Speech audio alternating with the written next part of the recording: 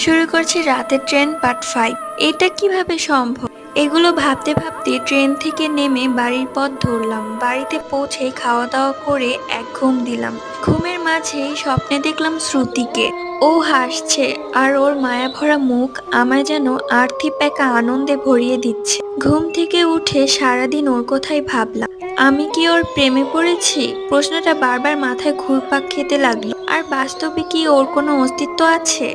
যাই হোক, বাড়িতে যে কাজে আসা, আমার জন্য মেয়ে দেখতে যাবে। আমার বাবা আর বোন সাথে আমাকেও নিবে। যাই হোক না কেন, যেন আমার মন সায় দিচ্ছিল না। কারণ আমার মাথায় ঘুরে ফিরে শ্রুতির চিন্তাই আসছে। যাই হোক, সবার জোরাজুরিতে মেয়ে দেখতে চললাম। বাবা আর বোনের পছন্দ হয়েছে মেয়ে। এবার আমার দেখার পালা। মেয়ের দিকে তাকিয়েই আমার চোখ কপালে ওঠার অবস্থা। এই যে শ্রুতি! আমার সারা শরীরে এক আনন্দ বন্যা বয়ে গেল।